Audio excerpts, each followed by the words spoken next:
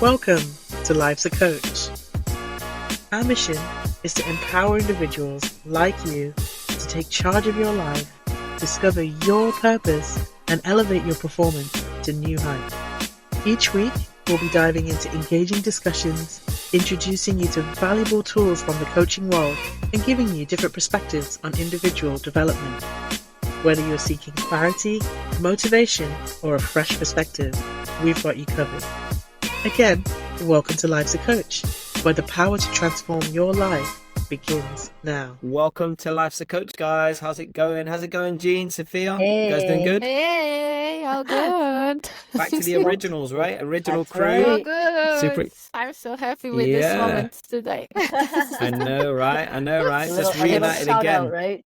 Yeah. I know. Little Shout out to the original our crew. original, yeah, A original big crew. shout out to the originals. Yeah. I know, right? How far have we come? It's been crazy. It's crazy the journey that we've been on, right? What With a the new ride. crew, and it's fantastic, right? And you Yeah. and Jean were just speaking in the background about another different thing when you came up, Eric, and I was thinking like, yeah, we are the originals. So it's so good to get to this moment where our relationship, the way we communicated and the way that we've been growing, at least I would say this together, as Absolutely. take us this far, right? We are still Yeah. here. That's Still right. doing it. 100%, So good. 100%. Completely agree, man. Mm. It's been a long journey, and yeah, I've loved to see the growth of Life's a Coach, but also the growth individually for all of us, right? So much has changed, but at the same time, the relationships have just blossomed, right? So I'm excited to jump in with you guys today. So for our listeners, welcome back to Life's a Coach. Today we have Jean, we have Sophia, and we have myself, Eric, and we're going to be jumping into a juicy one today. We hope you're excited. I'll present a topic, and then I'll have a bit of background on that. So the topic for our discussion today is taking light out of the darkness, building anti-fragility. So for those of you who are unaware of what anti-fragility is, so obviously, as we know, fragility, as you may have heard of, is basically an item or even a person, right? That if they go through tough times, they go through difficult times, they are very affected and they struggle a lot after, right? So again, trying to paint a picture for you, less about like, physical objects, but more people, right? So when people go through difficult things, they don't have a lot of resilience to be able to take those things on, the normal things that are going to happen with our lives, right? We know that, memento mori, remember we must die. That's one of my favorite Stoic kind of principles. So at a certain point in our lives, people are going to leave our lives, for example, right? So within that process, obviously you can build resilience, right? So a resilient person is someone somewhere in the middle, where when they reach a point where they are going through tough times, they are unaffected by those difficult times. So now they're able to deal with those difficult times. Now, the idea of anti-fragility is the other side of resilience, where now, instead of people now taking those difficult times and learning from them and not being affected, this now allows us to gain power out of our negative experiences. So now it's taking light out of the darkness. It's what happens on the other side of these difficult things happening in our lives. What do we make of them, and do we become stronger by these instances, right? So that's just a brief intro, guys. I know you guys are excited to jump in. Why do you think, Sophia and Jean, this topic is important to discuss today, with everything that's happening in the world and just in our lives today? Any thoughts? Well, okay, I'll speak on it right away. Go for it. Yeah, I've been doing a lot of inner soul reaching, and I think that when life throws, well, I think I'll just say life throws life at you.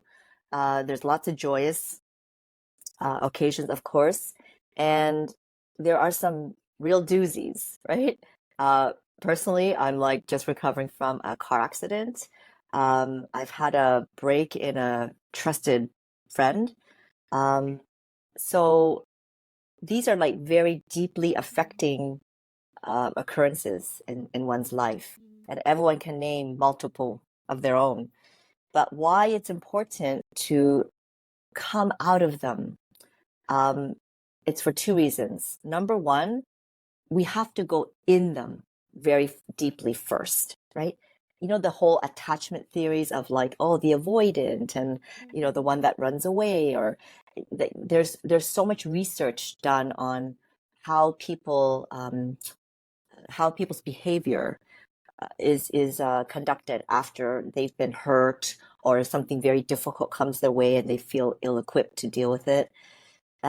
So I think these days, you know, life is so full, so busy, but also a lot of people are alone, right? We're left to our own vices, really, and devices. So having that reality, I feel that this topic is going to be a huge effect on people on knowing how to live to the fullest, right? Both in the experiences of life, but also in your own self-development growth. Really love it, Jean. Yeah. I don't have that much to add. I just agree with all you just said. But what this is really to you, Jean? Like you were mentioning some setbacks on your life recently, car accident, something with a friend.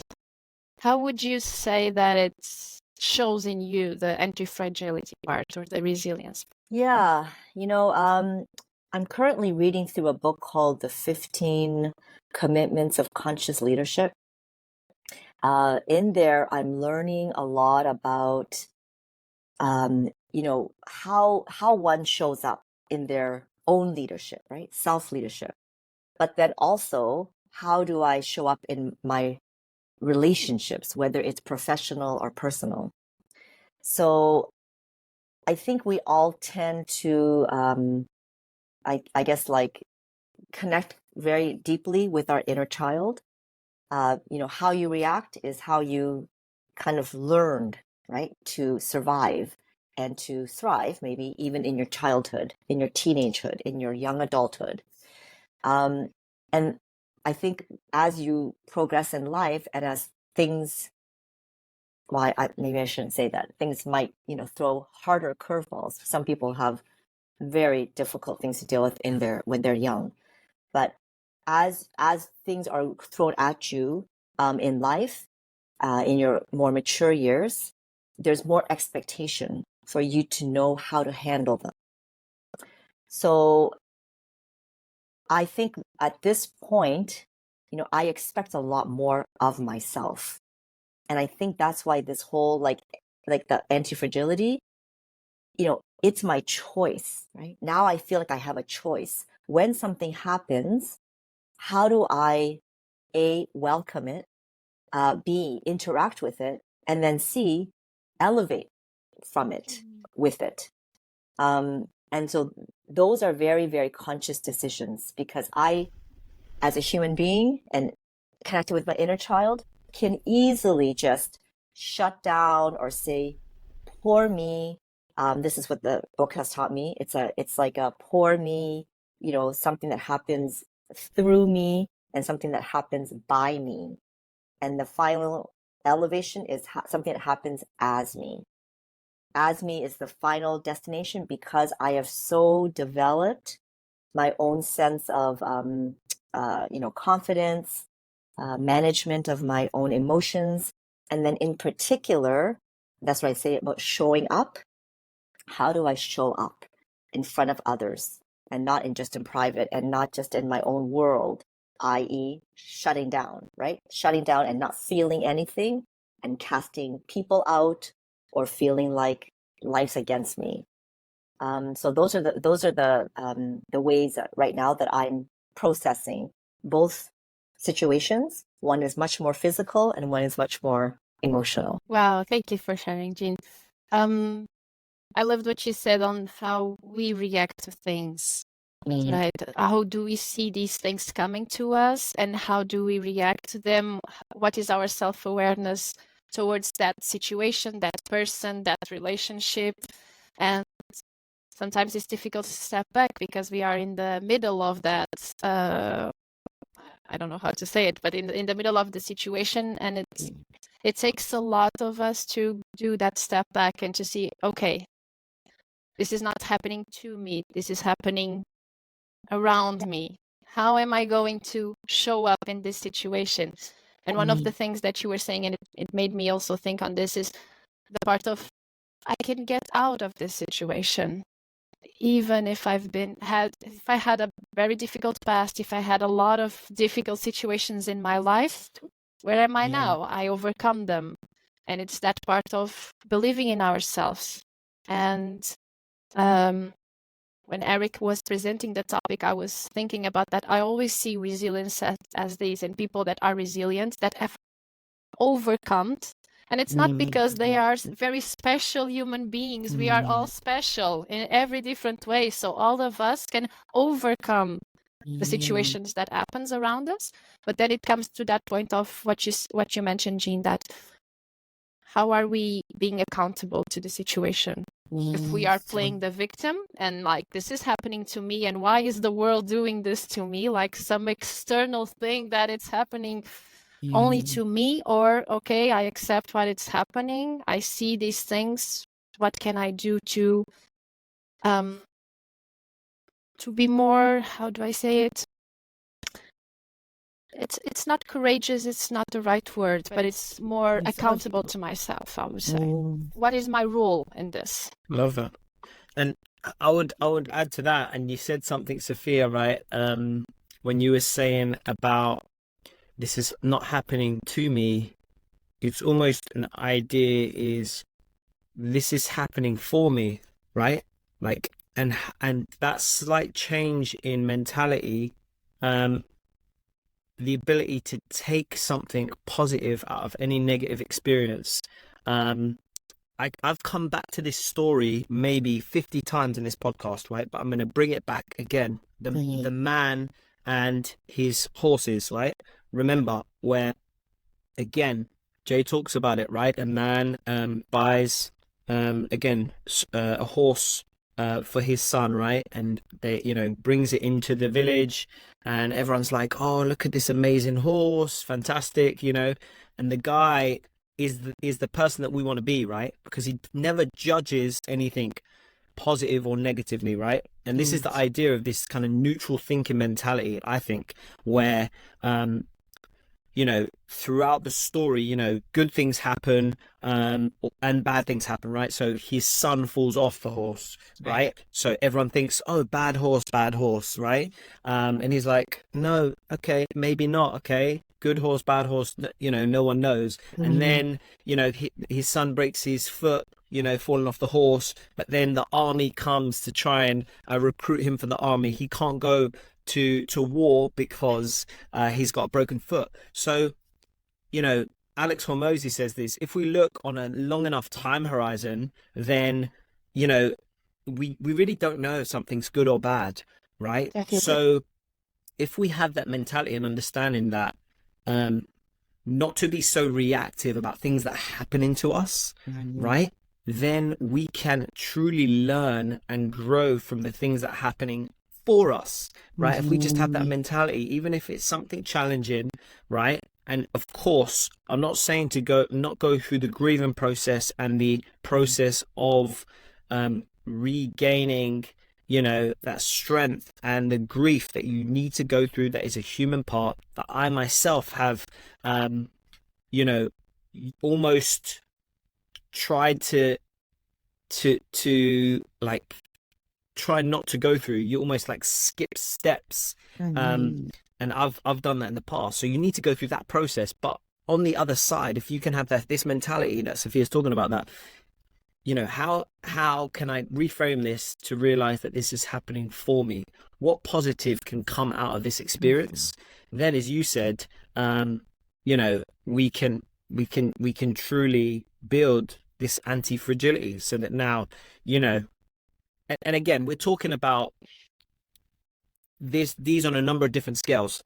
Like, let me say, obviously, Jean's example of, really big life events, right? A breakup in a relationship, right? A loved one dying, right? These things are the massive parts of our lives that are, it's going to probably take years for us to see anything, I'm not even going to say positive, right? But some kind of meaning out of these negative things happening to us, right?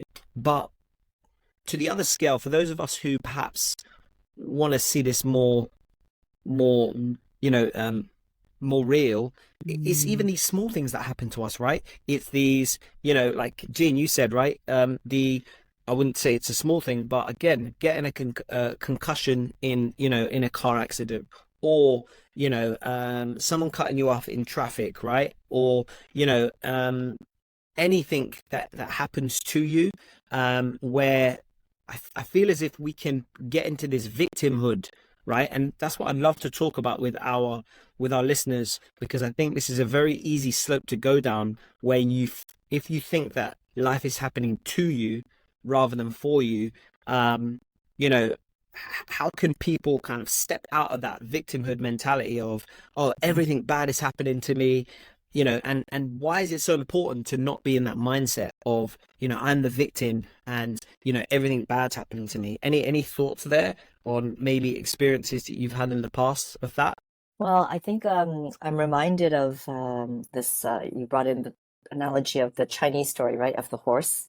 And I'm also reminded of just a very simple story about the attitude of a farmer going back to the land, because maybe where we all start off is not as a farmer, but as somebody who feels like well, I'll just say you're God, because you can control the weather, you can control the pace at which the seed grows, you can control keeping the birds all out so that all of your harvest is for you, on and on. But a very humble attitude, like a farmer. It's, you wake up, you do what you've got to do, rain or shine, right? We know whether, your harvest grows, it doesn't grow.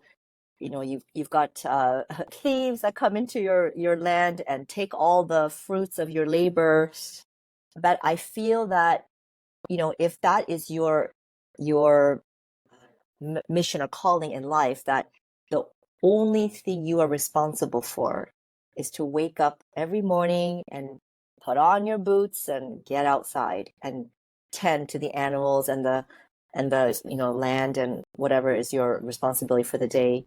And everything else is not, I won't say like not within your control, but it's a gift, right? It's a gift, or it's a difficulty that you have to just absorb and not welcome. I'm not trying to make a sadomasochist, but to just acceptance. I think that's what it is.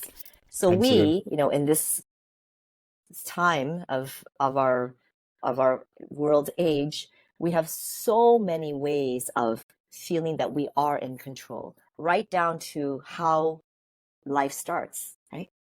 Even down to that aspect, which again, I'm not poo-pooing on, like, technological advancements and all the convenience that we have and the ways that we actually can use more resources to, pump up our life. However, what's lost is that humble attitude of, I cannot expect perfection, right? Like, it's like if something bad happens, like, I don't know, well, we'll use your example, Eric, like someone cuts you off in traffic. This kind of rage that comes out in people, that's like, how dare they? And, it's like you take it so personally. We have no clue what that other person was going through. Maybe they were just rushing to attend to somebody in the hospital. Like, all we think is they're such an asshole and they're just, out to make my day miserable. So already our I guess our negativity is flawed, but then so is just, that's life. This is human behavior. How do we live our life with this almost chosen nonchalant attitude of, we had that license plate before, right? Shit happens. That bumper sticker, shit happen. That's life. Mhm. So where have we not grown in our human development to be like, life is messy, and we should expect there to be rain and shine and, thieves coming in to, take our labor. So I think that's where as I grow older, I'm trying to get back there, and that helps with also, this is why I'm saying my concussion's a gift. As you grow older, you also have more physical limitations, right? You don't recover as quickly, or you don't, maybe you can't run the 20K, but you can only run 19K. Like, there are further limitations. So something like a concussion and a bodily injury really help you to recalibrate that and say, hey, I'm going to show up as I am, no matter, no matter what the rain or shine or thieves taking my fruit of labor is gonna be present. Love that, Jean. Yeah. And it brings me back to two concepts that I think that we as human beings, as humanity, are losing, or at least because like Eric was mentioning, when you are in traffic and someone cuts you, or even you, Gina, and things happen like that you cannot control. The thing is, as human beings, we believe we can control, but everything is out of our control. The only thing that we know is what is our conscious to do the best we can with the situations that are presenting to us. And the two concepts that I wanted to bring here is, one is empathy. As you were saying, Jean, you don't know what's happening on the other side of the road when someone cuts you in traffic. What's happening to that person? And one of the things that I've been trying a lot to do is think of that in my mind. I don't know if that person is going to a difficult situation or not, but at least I give that possibility to that person. I think it makes me feel better. I think maybe they did this just because they are going through something very hard. So I'll be empathetic with him, because that makes me feel better. Yeah. Because if I go and just be angry with that person, neither of us will win in that situation, right? And the other concept is being patient. Because as Eric was mentioning, we don't know what this situation in life is teaching us. If you practice patience, if you practice gratitude, and this is something that I do daily, because gratitude brings everything to your life. Patience, kindness, empathy, respect, compassion, not only to others, but also to yourself, especially to yourself. So if you practice gratitude with the difficult situation that you are in and be patient, you will see what it brings back. When you were both speaking, the book that came to my mind was, and helped me with this, I think that it says The Power of Your Unconscious Mind. I think it's like that you say in English. But it's the way that your mind thinks, the way that your mind speaks to yourself is the way that you are going to see the world. So if you speak bad to yourself, you are going to see the world badly. But if you speak good to yourself, if you be kind, empathetic, patient with yourself, the world will show up. Because that's what I see when you are speaking, Jean. You are being kind to yourself with all the situations that are happening to you, even if they are really hard.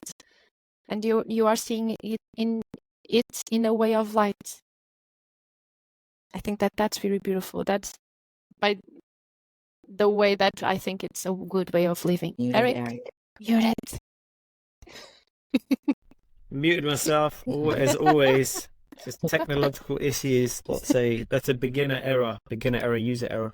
I was just saying, Sophia, that completely resonates with me, that kind of outlook on life. And oftentimes, and I'm going to bring this back to kind of, again, some Stoic principles, right? I'm a big kind of, I love reading about the Stoics, right? The ancient Stoics. And I try, even though it's super difficult, to implement a lot of these teachings in everyday life. And one of those, the main teachings is to control what you can, right? Because there's very little outside of your immediate area, right, that you can control about, what other people are doing and other people are saying and thinking, right? And oftentimes, a big part of our fragility, right, and the overthinking and the just the basically the purgatory that we put ourselves into is down to thoughts about things that have not happened yet or that are outside of our control, right? Because you know what I mean, we as humans we seek to, and our brain, I think that's the way that the brain works, seeks to again answer questions. It's not the brain is not very good at open loops, right? Where we don't quite understand how or why. And I'm kind of going through something similar to that now, right? Let's say in a relationship, right, where you don't quite understand everything, how or why something happened, right? And I think that you're putting yourself into a really difficult situation if you seek to understand everything. Does that make sense? Even if it's outside of your control, you can only truly understand and, go through your direct experience based off of what's happened, right? So that's what I'm learning is, I'm not going to be able to know everything about everything, but what I can understand is how I'm currently feeling and how I'm dealing with a certain situation. And if we can kind of focus on that, we focus on what we can control, right? So we give ourselves the opportunity to heal at the end of the day, right? The lack of healing, I think, takes place when we attribute too much focus, too much control or wanting to control things that are completely outside of that control, right? And you can bring that to work situations, right? Where, let's say your boss or a department doesn't agree with a certain plan that you want to take, put into effect. Do you know what I mean? This can be a relationship where, somewhat, you don't, it's a common one, right? Where people don't quite see eye to eye because they can't communicate. So, it happens all the time, right? I guess to add a question to that, how can we as humans find ways to focus on what we can control, right? So like, obviously it's much easier said than done. That's the problem, right? But we always, as humans, we want to like just possess everything. We want to, how do we, as Jean said, have that radical acceptance of just what will be will be. Do you know what I mean? Like what is going to happen is happen. A lot of the things I'm not going to be able to control. Any thoughts on how people can learn that, almost that discipline, right, of just acceptance of what's happening? I would just go first with that word that you said, Eric. It's about discipline. So it's not something that you do today and then in 10 days you come back to that mindset or to the realization that I cannot control everything that happens. I think it's daily, it's hourly. With things are happening all the time. Life passes in a second. As we know, what happens, how we are now can be very much different than how we will be in 1 hour. I know that, for example, after having this conversation with you, some of the things that are happening in my life, I will see it very much differently just because we are taking this conversation right at this moment. So it's keeping it like discipline of, what is really happening. And you were saying it, Eric, what is really happening inside me in front of this situation? What is this situation trying to teach me? And doing this daily. Of course, let's not all be like the powerful human beings that always are patient and understand everything. Of course, our processes and our growth helps us. So we're coaches, but we also have a lot of help to get here. At least I know I have, from being with you guys, with my therapist, with other coaches. This is a constant work. So it's a daily work. It's not something that just happens like this. What's your thoughts, Jean? I love that. I love that you drew that word discipline out. I completely agree. I'm thinking about back to my farmer analogy, because that is a true discipline, right? To get up at the same time. If you're a dairy cow farmer, you must milk the cows, or else, they say they will explode, right? And I think that is, again, it is a choice. And then, as I actually am just starting a weight loss and belly blast program. And the biggest motto there is that, it's your daily habits that create your health. It's not a state, right? Mm-hmm. It's so easy to kind of feel like, I am healthy, or I am fat, or I am, but it's like looking at your again, discipline and accountability on a daily basis. What is it that you do that allows you to be where you are, whether it's good or bad? So I love that you brought the discipline aspect into the how you show up, right, in for the world. That's fantastic. I think it's Ryan Holiday has a book called Discipline is Destiny, I think, maybe. But I think is that you're talking about it kind of it speaks to the importance of, in today's day and age, that ability to, sit with oneself and be mindful, right? The ability to be mindful. And I think one of the key parts is spending time with yourself, right? Because when we're around people, and especially this little thing, right? We are so almost disconnected through technology. So we really lose not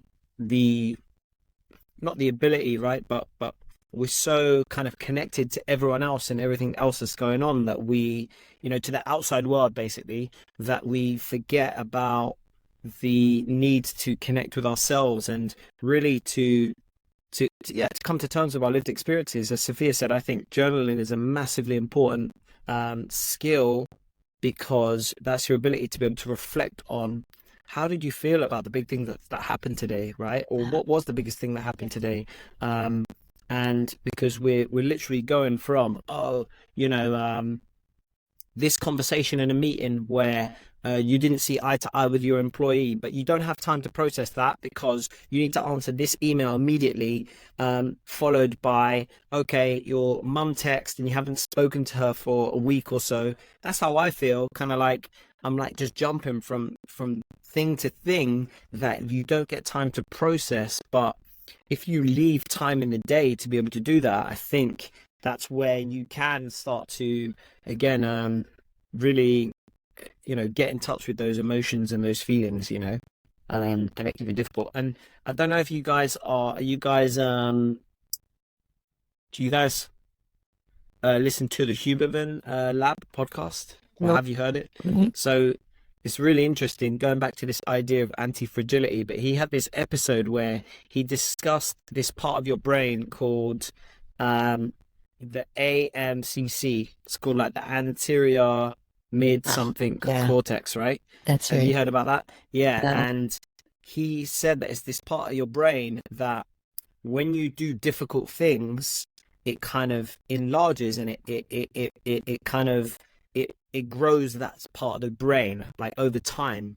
So another tool that we can use to help build anti-fragility is to try to do something really, he describes it as something that we don't really want to do, that we're not looking forward to. So for my one, that has been my one for a while, is taking a cold shower, right? Because and it's something though that like over time, it doesn't really get any easier, if that makes sense. Like every time, like I've been doing it maybe for about 6 to 8 months now, and every time that I do it, and I'm standing under that shower head, and I know that the cold water is just gonna like hit me. I really do not want to do it. It's that feeling inside of me, right? Right. Do you guys have something similar that you guys have to kind of that you practice? Because I think that's super useful. Or what could you use to kind of, to work that muscle? Another one for me, I'll just share, is I know that I'm not the greatest at having difficult conversations. Meaning, like, conversations even with like staff and work, where you need to tell someone that their performance wasn't good enough, right? Or I need to tell a player on the field that perhaps they may not be playing as much game time this weekend, right? So the things that you kind of again, they feel a little bit uncomfortable, right? Any or are you guys self-aware enough to know what are your like parts, right? And I know you guys are. What are your things that you like avoid that could kind of strengthen that little muscle in your brain? Any thoughts? I have one that's like I deal with every weekend. So I teach hot yoga. So it's a yoga in a hot room. But this studio is very specific because it also teaches fitness. I am like the person who gets in that hot room. I'm super excited for my fitness classes. Okay, everyone, grab your weights. Let's go. We put reggaeton music and we're just like going and sweating. And then I have to transition to like a yin yoga class, which is so different. I have to and I purposely at the beginning of the class, 10 minutes. That's a long time for a class. I don't put any music on. We go into breathing and then like just really like intentional movements to connect to our bodies with our breath. That is the hardest class for me to teach, but I purposely take that class to, accountability again, like figuring out how do you spend time with yourself, connect with your body, regulating your breath. But then me as an instructor, I find that supremely difficult. So yes, thank you for mentioning that podcast. And that was with David Goggins. That was who he was interviewing, who is like champion of doing stuff that are just like crazy. If you ever need some motivation, I mean, again, I wouldn't say for kids to listen to it, or if there's kids around you, because he swears every third word basically. But yeah, if you want a lesson in anti-fragility, for sure, David Goggins, right? Right, exactly. 100%. Sophia, how about you?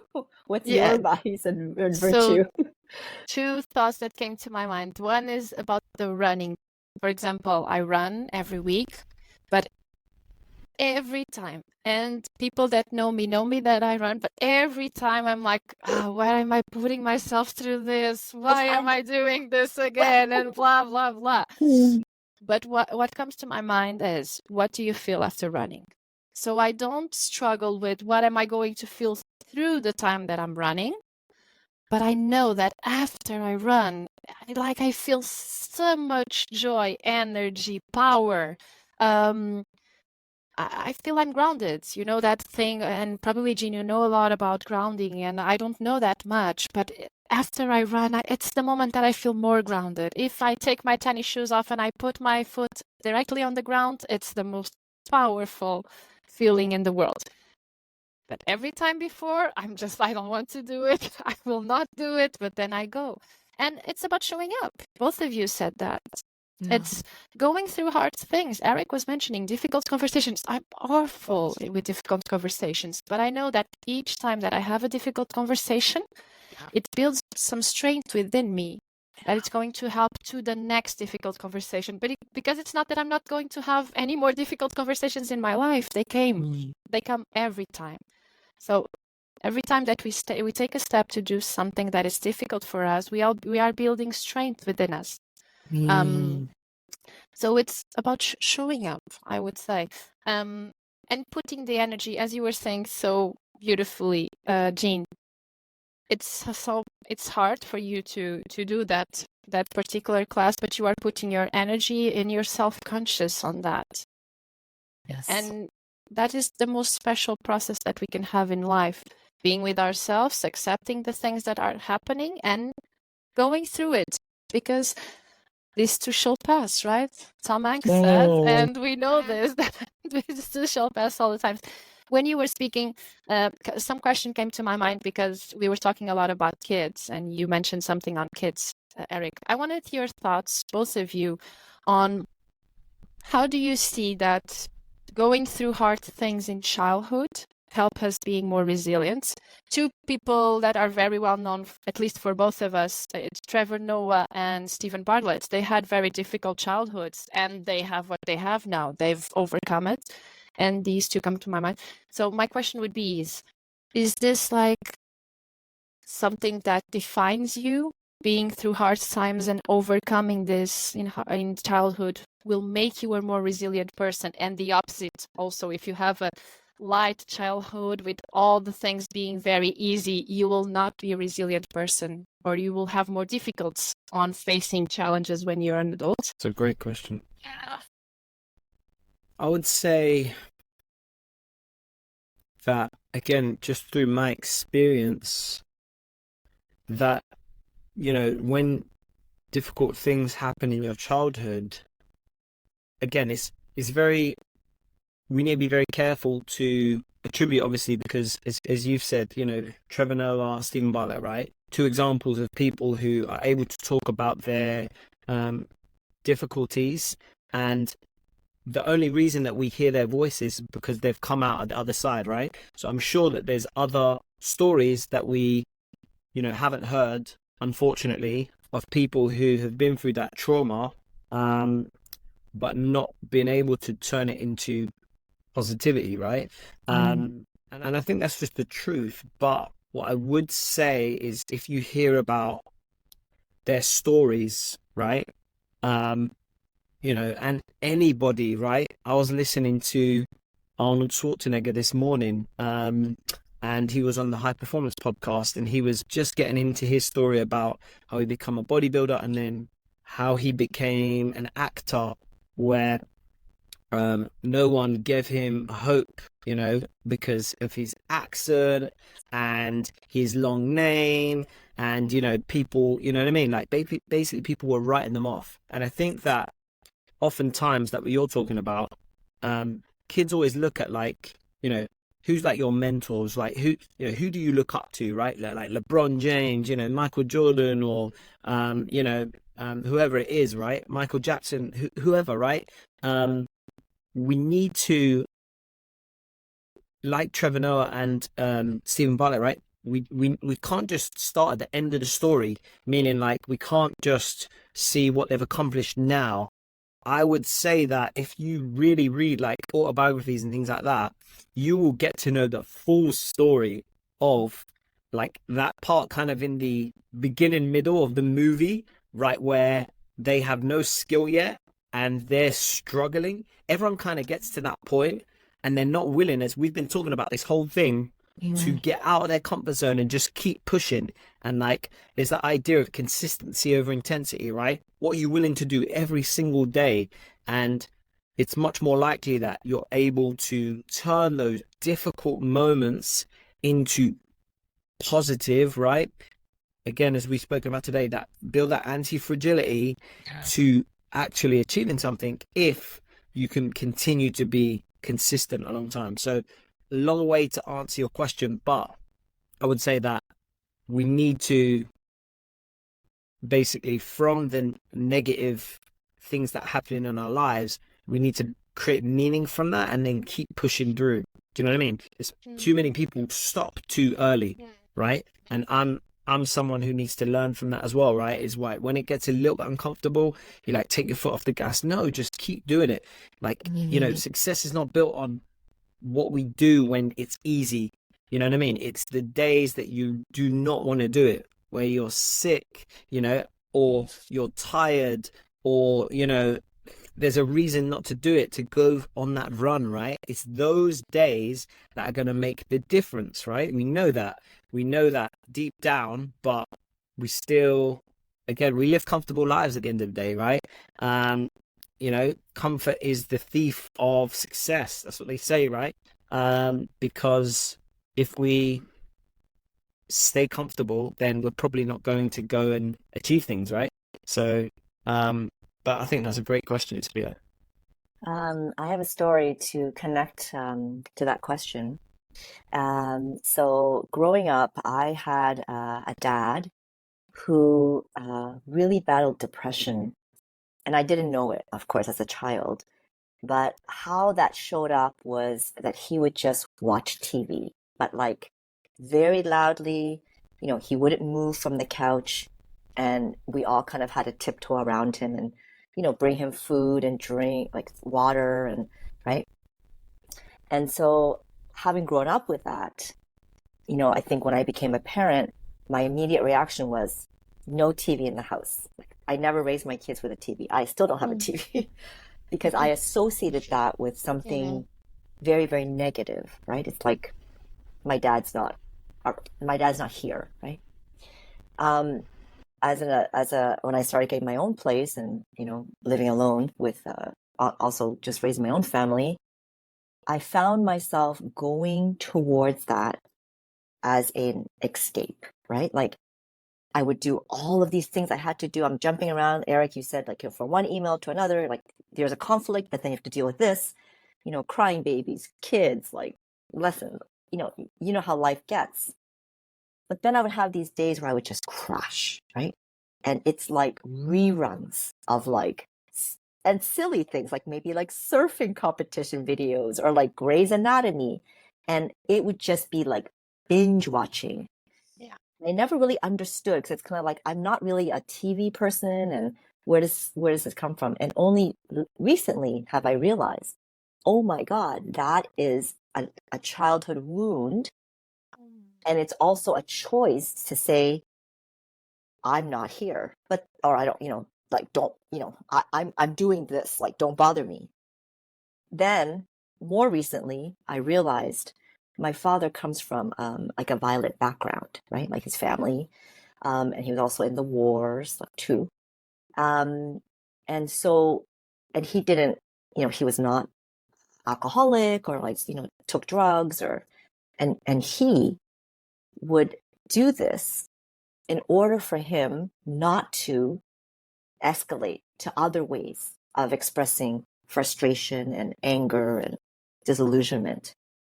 So, of course, now my gratitude and my idea of that has so switched and he never hit me, like he was never violent with his kids. And I'm so grateful that he learned how to manage, his own childhood wounds. Now, I'm not saying that, I'm excusing myself now to say, hey, like, it's okay for me to shut down and, tell everybody I'm not here, I'm not available. However, I think that understanding, a childhood wound, seeing it in my own life, and then being able to now move forward with it, because now I'm going to rewrite what I believed as a child, that my dad was not there. And now I'm like, my dad was a hero. Like, he loved us so much that he would, let's explain, that he would do that for his family. So it also gives me some grace for myself. Like, I know someone can say like, well, what's wrong with watching 5 episodes of Grey's in a row? Like, nothing's wrong with it, of course. This is not self-judgment. It's just that I didn't like having that shutdown, right? The way that I associate with my dad. Now, if I can rewrite my own story and say, see, sometimes if you just need a break, right? Whatever you choose to do in that break, but as long as you know you will come out of the other end to be better or to show up, or maybe next time you choose a different method of shutting down. Maybe it won't be 5 episodes. Maybe it'll just be 2 episodes. Like, there are always ways for you to have empathy, like to say, empathy to yourself and discipline, right? Because I could literally sit there for 24 hours and 12 hours, but maybe I'll just choose to watch it for 6 hours, and then maybe next time it'll be, 6 episodes, which is not 12, like not quite 6 hours. So I just feel like, Eric, this topic, we can create, we can imagine like something is dark, right? Again, my dad watching TV, it was darkness. Now I've understood the light of it. Then I can move on to how do I now build up this anti-fragility in a way that I'm able to incorporate all of my childhood wounds, my adult behaviors, but then also my own development and my future self, being that resilient person that you had mentioned, but also not having to shut down for long periods of time, but giving myself the grace to shut down with discipline for shorter times. I love love that, that. Jean. Thank you for sharing. Definitely. Thank you. I love that. Such I a love that powerful message. self-awareness as well. Yeah, Exactly. Yeah, you I love do. that self-awareness as well that you were able to learn from.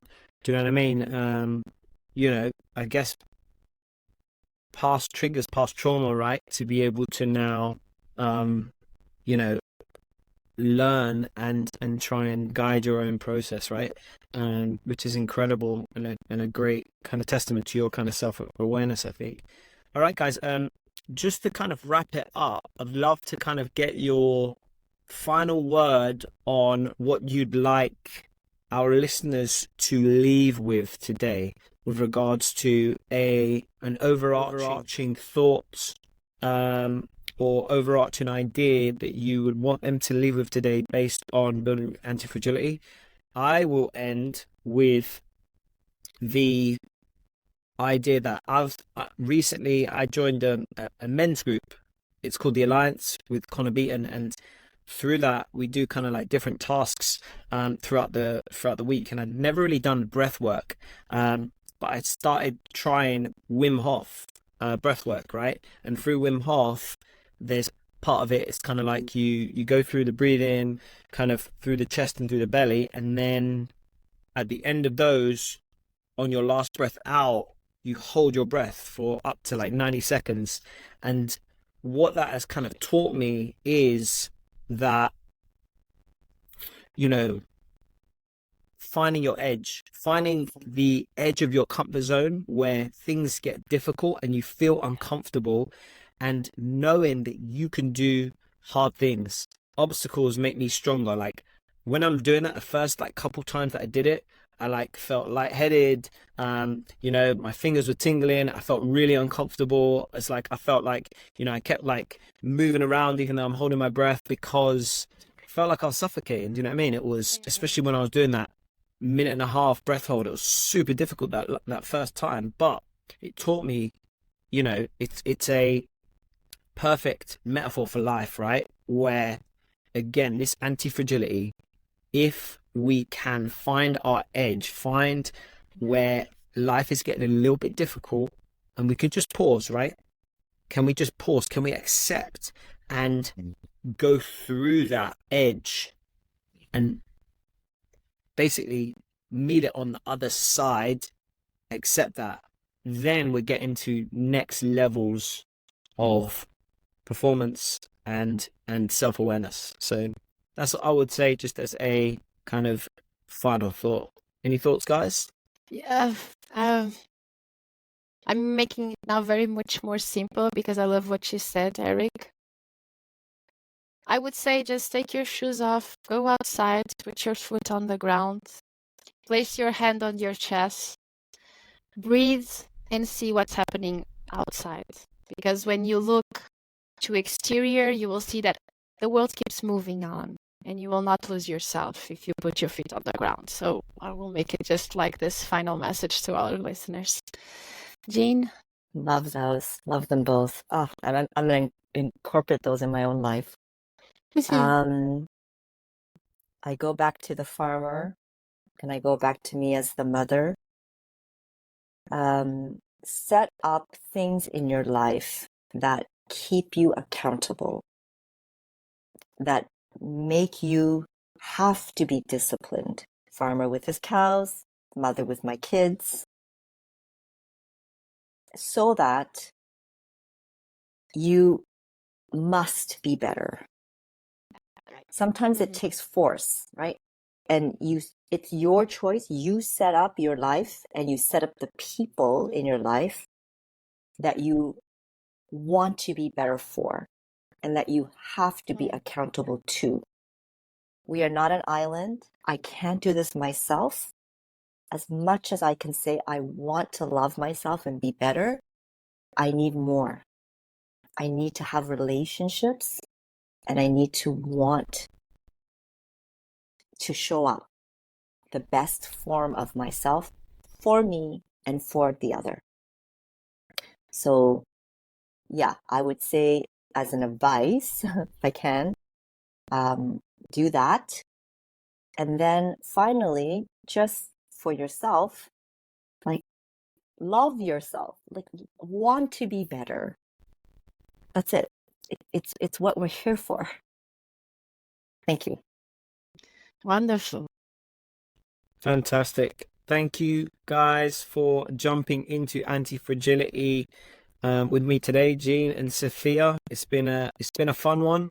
What's something fun you're going to do this weekend? Anything fun? Haha, got you thinking there.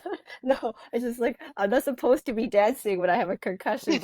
I know, right? Hey, just dance in your living room. Dance in your living room. That's fine. Hey, Instead of going for 3 hours, I'm going for 30 minutes. love it, love it. Hey, That's see, it. That's it. perfect. I love it.